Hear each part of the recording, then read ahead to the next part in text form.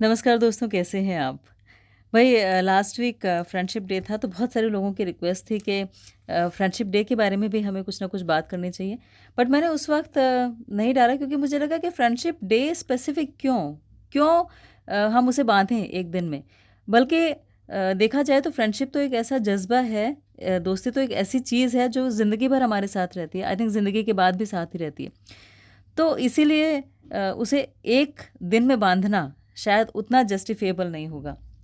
और अगर पर्सनली देखा जाए, या पर्सनली स्पीकिंग, मुझे अकेले रहना बहुत अच्छा लगता है। बहुत ज़्यादा फ्रेंड्स मेरे नहीं हैं, लेकिन फिर भी एक क्रेविंग ज़रूर होती है कि कोई ना कोई तो ऐसा हमारी लाइफ में होना चाहिए, जिसके साथ हम बहुत सारी बातें करें, जो हमारी बहुत ज़्यादा केयर करे, जिसके साथ हमारी सारी शेयरिंग हो सके, बिल्कुल बेबाक, बिल्कुल बिंदास, बिना किसी शब्द को चुने, बिना कुछ सोचे, बिना भूमिकाएँ बनाए। तो ऐसे फ्रेंड्स बहुत कम हैं। तो आई थिंक मुझे लगता है कि वो जो कम फ्रेंड्स हैं वो सफिशिएंट भी हैं, एक तरह से देखा जाए तो, क्योंकि बहुत ज़्यादा जब लंबी फ्रेंडशिप लिस्ट हो जाती है तो शायद हमारी कंपैटिबिलिटी उतनी स्ट्रांग नहीं रह पाती, वो डाइल्यूट हो जाती है कहीं न कहीं। इसीलिए मुझे लगता है कि फ़ोकस ये होना चाहिए कि हमारी कॉन्टैक्ट लिस्ट ना बढ़े, बल्कि कनेक्ट लिस्ट बढ़े। तो कनेक्ट चाहे थोड़े लोगों से हो, लेकिन कनेक्ट इम्पोर्टेंट है। और ये फ्रेंडशिप की बेसिक रिक्वायरमेंट है कि हमारा कनेक्ट किसके साथ है। एक्चुअली ये जो रिक्वायरमेंट है, ये हमारे अंदर आती क्यों है? क्योंकि ये एक ऐसी क्वालिटी है जो भगवान में भी है। अब भगवान मेरी भाषा में कृष्ण है, लेकिन आपकी भाषा में कुछ और हो सकते हैं। लेकिन फैक्टर जो है, ये फैक्टर ये सेम है कि ये क्वालिटी, जो कनेक्ट होने की क्वालिटी है, ये सारी की सारी हमारी उन्हीं से आती है। ये एम्पावर्ड हम वहीं से होते हैं। जैसे शिल प्रपात कहते थे कि समुद्र की एक बूंद भी उतनी खारी होती है जितना कि समुद्र, या सोने का कण भी उतना ही सुनहरा होता है जितना कि सोने की खान। तो क्वालिटी सेम रहती है, सिर्फ क्वांटिटी हमारी कम हो जाती है, बीइंग अ जीव, एक जीवात्मा और एक परमात्मा। तो उससे वो हमारी जो जीवात्मा है उसमें वो क्वांटिटी कम रहती है। अब जब मैं कृष्ण के बारे में सोचती हूँ तो ऐसा लगता है कि वो बहुत अच्छे फ्रेंड थे, है ना? चाहे वो अर्जुन की हम बात करते हैं, या द्रौपदी की बात करते हैं, या सुदामा की बात करते हैं, या फिर गोपियों की बात करते हैं, यहाँ तक कि गायों की बात करते हैं, घोड़ों की बात करते हैं। उनके साथ भी उनकी फ्रेंडशिप थी, उनके साथ भी कंपैटिबिलिटी थी, बहुत प्यार था, बहुत अपनापन था, कम्युनिकेशन बहुत स्ट्रॉन्ग था हर एक के साथ, चाहे वो कोई जीव हो या फिर वो कोई एक्चुअल फ्रेंड हो, कोई ह्यूमन हो। और ये फ्रेंडशिप हमारी आज भी है। हम अपने पेट्स के साथ भी अपनी फ्रेंडशिप रखते हैं, वो भी कहीं न कहीं हमारे लिए इम्पोर्टेंट फैक्टर होता है। लेकिन फ्रेंडशिप जो है ना, वो टाइम के साथ-साथ चेंज होती जाती है। जैसे अगर स्कूल की बात करते हैं, तो स्कूल में जो फ्रेंड्स थे, जब कॉलेज में आई तो मुझे लगता है कि वो फ्रेंड्स कहीं न कहीं छूटने शुरू हो गए थे। फिर कॉलेज से जब पास आउट किया, तो कॉलेज वाले जो फ्रेंड्स थे, वो अपनी-अपनी लाइफ में आगे बढ़ने लगे, और वो जो दोस्ती की परिभाषा थी वो बदलने लगी। वैसे याद सब आते हैं, स्कूल के फ्रेंड्स भी, कॉलेज के फ्रेंड भी ज़हन में रहते हैं, लेकिन वो बात नहीं जो उस वक़्त थी। और अब तो टेक्नोलॉजी ऐसी हो गई है कि सारी दुनिया फ्रेंड्स की कैटेगरी में आ गई है। हर कोई जानता है कि किसकी लाइफ में क्या चल रहा है, लेकिन फिर भी जैसे मैंने शुरू में कहा था कि ये सारे के सारे कॉन्टैक्ट ज़्यादा हैं, कनेक्ट कम है। तो फ्रेंडशिप वाली जो एक्चुअल कैटेगरी है, उसमें कहीं न कहीं इन्हें फिट कर पाना थोड़ा-सा मुश्किल लगता है, मेरी पर्सनल ओपिनियन है। पर भगवत गीता की अगर हम बात करते हैं, तो भगवत गीता हमें ये सिखाती है कि दोस्ती ऐसी होनी चाहिए जैसी अर्जुन और कृष्ण की थी। यानी एक ऐसी फ्रेंडशिप जिसका गोल था कि जब सबसे ज़्यादा ज़रूरत हो, तो वो दोस्त हमारे साथ हो, हमारे करीब हो, हमारे बीच ईगो क्लैशेज़ ना हो, हमारे बीच स्वार्थ ना हो। जब सारी दुनिया गलत समझे, अलग हो जाए, तो भी वो हमारे साथ रहे। जिसके साथ हमें कुछ कहने की ज़रूरत ना हो, जो दिल की हर बात को पढ़ ले। जैसे चैप्टर 5 के 29 श्लोक में बताया गया है, भोक्ताराम यज्ञ तपसाम सर्वलोक महेश्वरम सुहृदम सर्वभूतानां ज्ञात्वां माम शांतिमिच्छति। कि सुहृदम सर्वभूतानाम, यानी I am the best friend of all living entities. ये कृष्ण यहाँ पर डिक्लेयर करते हैं, और बहुत अनलिमिटेड केयर करते हैं, बहुत ज़्यादा प्यार करते हैं। इतना प्यार, इतना ज़बरदस्त प्यार कि जैसे अर्जुन के लिए उन्होंने इस मटेरियल वर्ल्ड में रहने के लिए सारी सुख सुविधाएं अरेंज करने में हेल्प की, और ये भी ध्यान रखा कि ये बॉडी छोड़ने के बाद जो उनकी नेक्स्ट जर्नी होगी वो कैसे अच्छी होगी। तो ये फ्रेंडशिप है, ये सुहृद है। सुहृद मतलब कि अपने दोस्त की खुशी के लिए, उसके वेलफेयर के लिए हमेशा सोचना, हमारा हमेशा चाहना, और ये दोस्ती वो हमेशा निभाते रहे अर्जुन के साथ। जब तक इस धराधाम पे थे उनकी दोस्ती आज भी अगर हम याद करते हैं तो वो चैरियट पे, वो रथ पे बैठे हुए अर्जुन और भगवान कृष्ण उन्हें बता रहे हैं, ऐसा हमारे अंदर सबसे पहले एक पिक्चर आ जाती है। और ये फ्रेंडशिप उनकी मधुमंगल के साथ थी, स्तोक कृष्ण के साथ थी, सुदामा के साथ थी, द्रौपदी के साथ भी थी। तो कितने सारे ऐसे फ्रेंडशिप के एग्जाम्पल्स हम देखते हैं। अच्छा, फ्रेंडशिप के और भी वैसे बहुत सारे एग्जाम्पल्स हैं, जैसे कि दुर्योधन और कर्ण की दोस्ती, वो भी तो एक दोस्ती थी। या हम देखते हैं द्रोण की और द्रुपद, उनकी दोस्ती, है ना, वो भी दोस्ती थी। अच्छा, दुर्योधन और कर्ण की दोस्ती की बात करें तो वो थी you scratch my back I scratch your back, यानी तुम मेरी हेल्प करो मैं तुम्हारी हेल्प करता हूँ। तो एक दूसरे के लिए ऑब्लिगेशन थी। वो ऑब्लिगेशन वाली जो फ्रेंडशिप थी वो एक्चुअल मतलब थी तो, लेकिन ऑब्लिगेशन की वजह से उसमें फॉर्मेलिटीज़ ज़्यादा थी। तो ये दुर्योधन और कर्ण के बीच में दोस्ती रही। अगर हम द्रोण और द्रुपद की बात करते हैं तो दोनों जो थे वो बहुत अच्छे फ्रेंड्स थे जब तक वो एक आश्रम में साथ पढ़ते थे, लेकिन जब बड़े हो गए तो बड़े होने के बाद में बहुत ज़्यादा डिफरेंस आ गया। और एक जो है वो बहुत बड़ा राजा बन गया, यानी द्रुपद जो थे वो राजा बन गए पांचाल के, और जो द्रोण थे वो एक ब्राह्मण थे। उनके पास बहुत फाइनेंशियल बहुत टाइट थे, उनके पास कुछ नहीं था, इतना भी पैसा नहीं था कि अपने बेटे को दूध ला के अरेंज करके दे सके। तो इस वजह से वो द्रुपद के पास गए और जाके उन्होंने कहा कि मुझे आप थोड़ा सा फाइनेंशियल हेल्प कर दो, क्योंकि द्रुपद ने प्रॉमिस किया था आश्रम में कि जब मैं बड़ा हो जाऊंगा तो आधा राज्य तुम्हें दे दूंगा। लेकिन जब वो ऐसे अप्रोच उन्होंने किया तो उन्होंने बहुत ज़्यादा, द्रुपद ने बहुत उनकी इंसल्ट कर दी। उनको बोला कि तुम अपनी रैंक तो देखो कि तुम किस ओहदे पे हो, मैं किस ओहदे पे हूँ। कोई चाइल्डहुड फ्रेंडशिप को इतना ज़्यादा इंपॉर्टेंट मान लेता है क्या, या उसके प्रोमिस को इतना सीरियसली ले लेता है कि मैं तुम्हारी ऐसे हेल्प कर दूंगा। और उन्होंने उन्हें ऐसे इंसल्ट करके बाहर निकाल दिया। तो ये फ्रेंडशिप का एग्जाम्पल भी हमें दिखाई देता है। लेकिन अगर हम कृष्ण की बात करते हैं, कृष्ण और सुदामा की बात करते हैं, तो आप देखिए कि संदीपनी मुनि के आश्रम में वो मिले, उज्जैन जब गए थे भगवान, तो वहाँ पे उन्हें सुदामा मिले और बहुत शॉर्ट एसोसिएशन थी, क्योंकि जब आश्रम में जाते थे तो 64 कला सीखने के लिए जाते थे, लेकिन भगवान ने वो 64 कलाएं 64 दिन में सीख ली। सारे वेद, सारे वेदांत, धनुर्विद्या या घुड़सवारी या फिर आर्ट्स, मैथ्स या लिटरेचर, जो भी उन्हें सीखना था वो हर दिन में एक एक एक एक वो सीखते गए। तो 64 दिन में वो पूरा का पूरा सीख के चले गए। लेकिन सुदामा का अपना पेस था, उन्हें बहुत टाइम लगा सीखने में। वो आश्रम में से पढ़ के गए, फिर उन्होंने शादी की, फिर उनके बच्चे हुए, लेकिन उनकी इनकम स्टैटिक थी। तो उस स्टैटिक इनकम में जो उनकी जो ग्रोइंग नीड्स थी वो मैच नहीं कर पा रही थी, और उस वजह से उनकी वाइफ उन्हें सजेस्ट करती हैं कि आपका इतना अच्छा फ्रेंड है, आप उसके पास क्यों नहीं जाते हो कुछ हेल्प के लिए। तो सुदामा जो है वो बहुत इंसिस्ट करने पे चले जाते हैं, क्योंकि कहीं ना कहीं उनको ये एक हिच होती है कि शायद मैं जाऊँ तो पहचाने भी ना, लेकिन वो जाते हैं। आपको वो मूवी याद है बिल्लू बार्बर? वो सेम कॉन्सेप्ट पे बेस्ड है कि दो फ्रेंड्स हैं, एक बहुत हाई प्रोफाइल हो गया है और दूसरा जो है वो मिसफॉर्चुनेट रहा। उसकी सफरिंग्स ख़त्म ही नहीं हो रही हैं। एक ने बहुत अचीवमेंट कर ली, एक नॉन अचीवर है, एक बहुत सुपीरियर हो गया, एक इन्फीरियर है, लेकिन फिर भी फ्रेंडशिप है। तो सुदामा और कृष्ण की जो रिलेशनशिप है वो हमारी इंडियन साइकी में कहीं ना कहीं आज भी रिफ्लेक्ट होती है। आप बहुत सारे भजन सुन लीजिए, बहुत सारे कॉन्सेप्ट्स देख लीजिए फ्रेंडशिप के, कहीं ना कहीं ये रिफ्लेक्शन आ ही जाता है।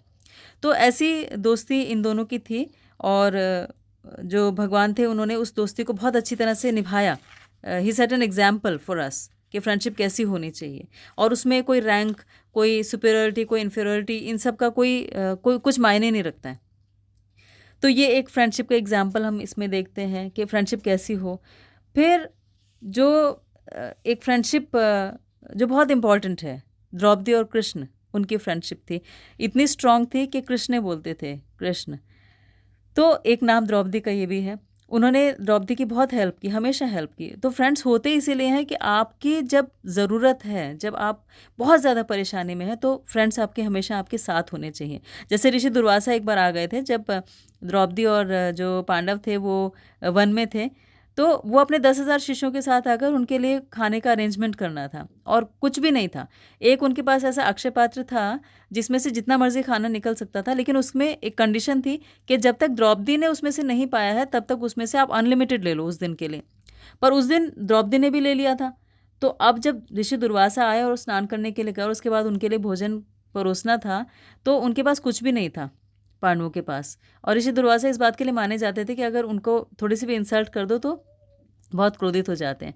तो फिर द्रौपदी ने अपने उस फ्रेंड को याद किया उस समय, जो हमेशा मतलब जब हम परेशानी में होते हैं तो हमें वही इंसान याद आता है ना, जिससे हमारा अटैचमेंट बहुत होता है और जो हमें पता है कि हमें निराश नहीं करेगा।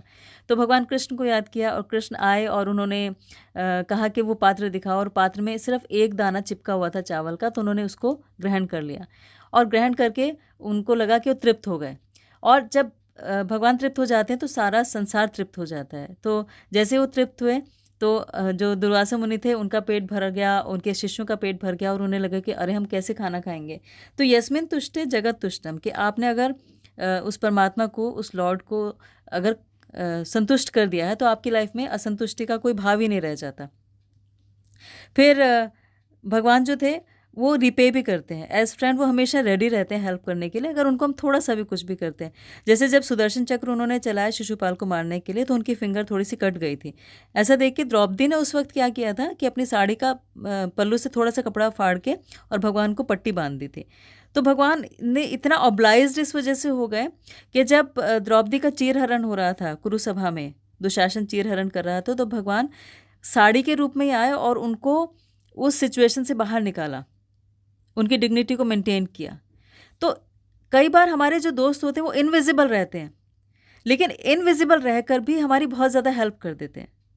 तो सोचिए ये फ्रेंडशिप कितनी डिवाइन है, जिसमें कि आपको पता भी ना चले लेकिन आपका जो दोस्त है वो ऐसी आपकी हेल्प कर जाए, बजाय इसके कि एहसान दिखाया या कहा या ऑब्लाइज किया या कहा कि ये बिजनेस टर्म्स हैं, वो फ्रेंडशिप कभी भी नहीं हो सकती। तो ये फ्रेंडशिप का एग्जाम्पल, इसका रिफ्लेक्शन हमें यहाँ पर दिखाई देता है कि जब कभी हार्डशिप है, जब कभी परेशानी है, तो फ्रेंड एक दूसरे के लिए हमेशा खड़े रहें, हमेशा साथ रहें। तो ये एग्जाम्पल, ये एक लेसन है जिसमें कोई सेल्फिशनेस नहीं है, एक दूसरे से हमेशा जुड़े हुए हैं, हमेशा साथ हैं। तो ये हमें यहाँ दिखाई देता है। फिर अर्जुन और कृष्ण की दोस्ती वो तो थी बहुत डिवाइन, नर नारायण दोनों के दोनों थे और बहुत क्लोज फ्रेंड्स थे। और जब ज़रूरत थी, अर्जुन को जब भी ज़रूरत होती थी भगवान की, भगवान हमेशा उनके साथ रहते थे, उनको अंदर से भी डायरेक्शन देते थे चैत्य गुरु के रूप में और बाहर भी उन्हें कम्युनिकेट करते थे। उनके साथ ऐसी फ्रेंडशिप थी कि उनके लिए उनके सारथी बनने के लिए तैयार हो गए। सोचिए सारथी बनना कितना डिफ़िकल्ट काम होता है उस वक्त, जब 64 अरब लोग, इतनी सेनाएं थी कि 64 अरब लोग वहाँ पर थे कुरुक्षेत्र के मैदान में, और उसमें हथियारों की आवाज़, धूल मिट्टी उड़ रही है और हाथी चिंगाड़ रहे हैं, घोड़े दौड़ रहे हैं। ऐसे में कम्युनिकेट नहीं कर सकते एक दूसरे के साथ, ये प्रैक्टिकल सिचुएशन में। तो उसमें अर्जुन और कृष्ण का वो कम्युनिकेशन का क्या तरीका था कि अगर अर्जुन को ये बताना होता था कि आपको इस लेफ़्ट डायरेक्शन में मुड़ना है या राइट डायरेक्शन में मुड़ना है, तो वो लेफ़्ट की तरफ उनके कंधे पे ज़ोर से मारते थे अपने पैर से, या राइट में मुड़ना होता तो राइट की तरफ उनके कंधे पे ज़ोर से मारते थे और वो उस तरफ रथ को मोड़ लेते थे। तो ये फ्रेंडशिप है जिसमें कि कोई ईगो नहीं थी, है ना? एक दूसरे को वेलफेयर के लिए वो कितना सोचते थे। कृष्ण कितने अच्छे फ्रेंड थे जो इतना ज़्यादा अर्जुन के लिए सोच रहे थे, और कितने इस तरह से वो फिज़िकल मतलब ऐसी कंडीशन में होने के बावजूद वो अर्जुन के वेलफेयर के बारे में हमेशा सोचते थे। और कितनी बार उन्होंने बचाया। जैसे एक बार जब अर्जुन ने ये प्रतिज्ञा कर ली थी कि जयद्रथ को शाम तक मार दूंगा, नहीं तो सूर्यास्त में मैं समाधि ले लूँगा, अग्नि समाधि ले लूँगा। तो उन्होंने सूर्य को उस टाइम छिपा दिया और फिर जब जयद्रथ बाहर आए तो सूर्य को निकाल दिया और फिर अर्जुन ने मारा। या जब भीष्म प्रहार करने वाले थे तो उन्होंने रथ उठा लिया, अपनी प्रतिज्ञा तोड़ दी।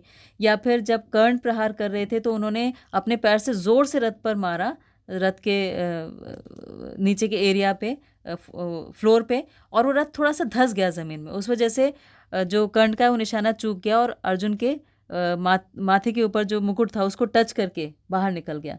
तो ये फ्रेंडशिप है। और इस फ्रेंडशिप में अगर हम देखें तो कहीं पे कोई सेल्फिशनेस नहीं है। सोचिए कैसी रिलेशनशिप ये होती होगी। वैसे रिलेशनशिप की जब हम बात करते हैं तो Bhagavad Gita 5 types of relationship में डिफ़ाइन करती है हमारी सारी ज़िंदगी को, कि या तो हम शांत रस में होते हैं, या दास्य रस में होते हैं, या साख्य भाव में होते हैं, या वात्सल्य रस में होते हैं, या माधुर्य रस में। तो कई बार सिर्फ किसी की प्रेजेंस हमें बहुत अच्छी लगती है, वो शांत रस है जिसमें हमारा कोई रेसिप्रोकेशन नहीं है, बस प्रेजेंस है ना? दास्य रस का मतलब हो गया कि उसके साथ उसको सर्व करना बहुत अच्छा लगता है हम हमें हमें उनको उनको कुछ उनके लिए अच्छा करके और बहुत खुशी होती है। जब हम साखे रस की बात करते हैं तो साखे रस का मतलब हो गया कि कोई फॉर्मेलिटी नहीं है, आपस में बहुत ज़्यादा प्यार है, अपनी हार्ट शेयरिंग है, एक दूसरे के बारे में सोचना है ना?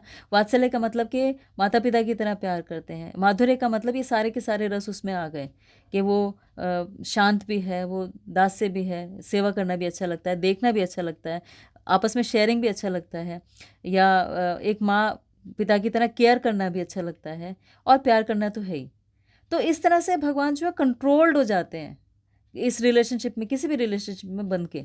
और साखे रस जो है उसमें तो कोई गिल्ट होती ही नहीं है। आप कैसा भी मज़ाक कर लीजिए, कैसा भी कुछ भी बोल दीजिए, कोई इसमें कोई डर नहीं होता। लेकिन ये रिलेशनशिप सिर्फ़ हम भगवान कृष्ण के टाइम में देखते हैं, द्वापर में देखते हैं। अगर भगवान राम की बात करें तो उनके भी दोस्त थे, विभीषण थे, सुग्रीव थे, वो उनके फ्रेंड्स थे। लेकिन उनके साथ बहुत रेवरेंस थी, बहुत दूरी थी, एक फ़ॉर्मेलिटी थी कि पैर ना टच कर जाए, ऐसा ना हो जाए, वैसा ना हो जाए। तो ये जो एहसास था वो जो है वो एक्चुअल फ्रेंडशिप या उस तरह की फीलिंग को नहीं देता। इसीलिए जो आज हम देखते हैं सोशल मीडिया ग्रुप्स में हमारी फ्रेंडशिप्स हैं, बहुत सारे लोग हमारे साथ जुड़े हुए हैं, उनके साथ भी हमारी कहीं न कहीं एक रेवरेंस रहती है, एक डिस्टेंस रहता है कि ठीक है पब्लिक लाइफ़ है हमारी या उसके साथ हम जुड़े हुए हैं, हम अपनी सारी शेयरिंग करते हैं। लेकिन वो शेयरिंग केयरिंग में कन्वर्ट नहीं होती क्योंकि आपका उनके साथ कनेक्ट डेवलप नहीं होता। आप अपने मन की बात नहीं बता नहीं पाते। आप उनके साथ एक एसोसिएशन में तो रहते हो लेकिन वो आपकी एक्चुअल सिचुएशन को शायद समझ नहीं पाते जब तक आपका उनके साथ कनेक्ट डेवलप नहीं होता। तो वो कहीं न कहीं मिसिंग है। इसीलिए दोस्ती हो तो ऐसी हो जिसमें जब कभी ज़रूरत हो, कोई हार्डशिप है, कभी हम हॉस्पिटल में एडमिट हैं तो हमारे क्या 5,000 फ्रेंड पहुँच जाएँगे? उनमें से शायद 5 भी ना पहुँचे। लेकिन एक फ्रेंड ऐसा हो जो हर समय चाहे रात के 2 बजे हम फ़ोन कर लें तो वो रेडी रहे। कोई सेल्फिश इंटरेस्ट ना हो, जो एक दूसरे के वेलफेयर के बारे में हमेशा सोचे। जो एसोसिएशन चाहे शॉर्ट हो, थोड़े से टाइम के लिए हमें मिली हो लेकिन उससे हमारी दोस्ती जो है वो अफ़ेक्ट ना होती हो। जिसमें कोई रैंक, कोई स्टेटस, कोई अचीवमेंट इनका कोई रोल ही ना हो। जिसमें कोई एक्सपेक्टेशन ना हो, कोई रिटर्न हम नहीं चाहते हों। तो ये एक मैजिकल रिलेशनशिप, एक कंपैटिबिलिटी, ये बहुत ज़्यादा इम्पोर्टेंट है और आई थिंक फ्रेंडशिप का मतलब सिर्फ़ यही होना चाहिए और ये लाइफ़ लॉन्ग चल भी सकती है अगर ऐसी फ्रेंडशिप हो तो। जैसे अर्जुन और कृष्ण की थी कि वो एक-दूसरे से इतना ज़्यादा प्रेम करते थे, इतना ज़्यादा कनेक्टेड थे कि उन्हें एक-दूसरे को कुछ कहना भी नहीं पड़ता था। तो भगवद गीता हमें इस फ्रेंडशिप के बारे में थोड़ी-सी नॉलेज देती है और वो नॉलेज इतनी तो है कि हमारी इस ज़िंदगी और हमारी आगे आने वाली जर्नी के लिए हमें बहुत कुछ सिखा सके। तो आई होप आप भी फ्रेंडशिप की इस नई डेफ़िनेशन के बारे में नई तो नहीं है, बहुत पुरानी है, लेकिन शायद हम आज उसके लिए दोबारा से प्रेज़ेंट हो रहे हैं, तो उसके बारे में सोचेंगे। आपने इतनी देर इसे सुना, इसके लिए आपका बहुत-बहुत थैंक यू, धन्यवाद, शुक्रिया। प्लीज़ अपना बहुत ख़्याल रखिएगा दोस्तों और ऐसे ही इंटरनेट फ़ैमिली का पार्ट बने रहिएगा। Thank you.